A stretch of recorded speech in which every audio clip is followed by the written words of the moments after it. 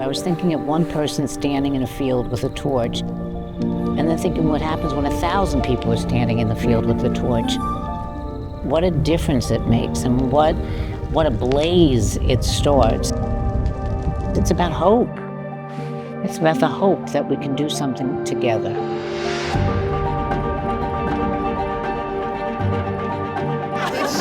They believed it? Torchlighters Award is named for something that Gloria Steinem inspired. She was asked, when are you going to pass the torch? And she said, I'm not passing the torch. I'm using my torch to light everybody else's. And that gave you a sense of, we can continue to do this work till the end of our lives, but if we can inspire others to pick up that flame, only then will there be enough light to light up this world. In order to be a torchlighter, I think that can start at any age. It doesn't matter where you are, how old you are, or young you are. You know, how can you start to be that resource and support and inspiration for other women right around you to begin with? You know, as a journalist, when I think of Gloria Steinem, I'm especially inspired by her because of the work that she's done for women in the world of journalism. And Ms. Magazine. And Ms. Magazine. I remember when Ms. Magazine came out, I don't know who I said it to, I'm like, it's a magazine for women, and there's no advice on like baking or cleaning. What a shock. What a shock.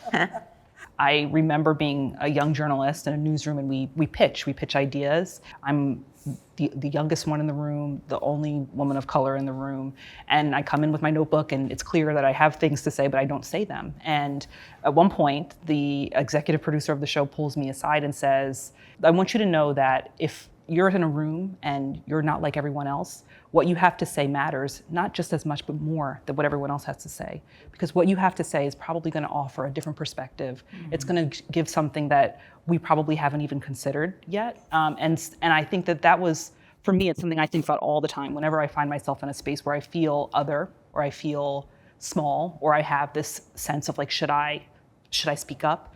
There's value in what I have to offer, and it's important. There's a part of a Taylor Swift song that says, you stay back and watch me shine. And I think of my boss, who's been my boss for 15 years. He has never taken my idea and presented it as his own. He has always said, this is what we think we should do, and it's Kim's idea. Or Kim thought that you should do this, and I think it's a great idea. I think that's pretty incredible. This person has never, taken something away from me, but has always lit my torch. Spending time in my day job of investing in girls in STEM, I think is very critical around them seeing themselves in the STEM space, them getting the skills in STEM, because those are gonna be the jobs of the future. So when I was in the corporate world, on the executive team, I was the only woman. And I remember that they were talking about something that I was really vehemently opposed to. And I just very eloquently expressed myself. And then at the end of the meeting, I thought to myself, I bet they all think I'm a hysterical woman. And I went to my CEO, with whom I had a great relationship, and I said, oh my God, do you think they think I'm hysterical? And he looked at me and he said, no. I think what I saw was a woman, an individual, a colleague, who was passionately defending what she thought was the right thing to do. And I thought to myself, that was my baggage, right? Like, oh, they probably think I'm hysterical. And he was saying, no, that's passion, Angela, and that's what we want to see. And then when I started my own practice, one of the women said to me, Angela, I'll never forget how you always ended your sessions. I would say, if there's only one thing you take from today's session, I want you to believe you have options.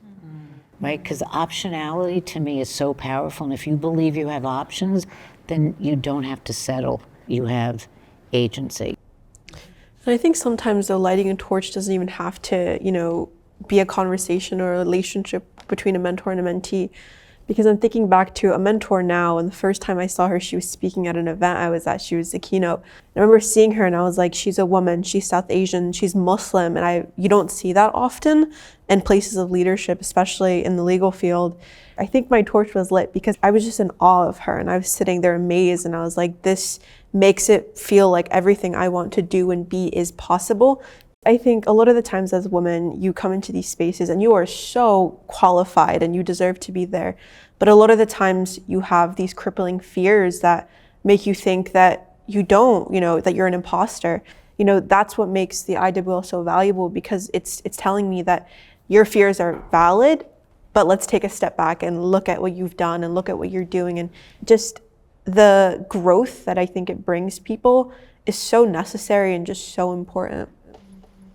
I come from a generation where you were supposed to, quote unquote, mind your place.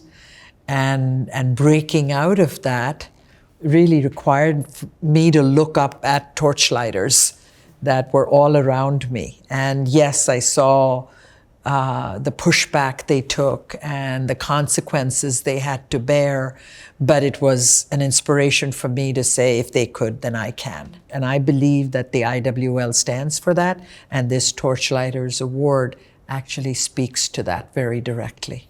So being a torchlighter is a journey, and it's important for, I think, people your age coming into it to know that you're just as valuable in these conversations with people when you're talking to a mentor or a sponsor. Your feedback and your input is fueling their fire too.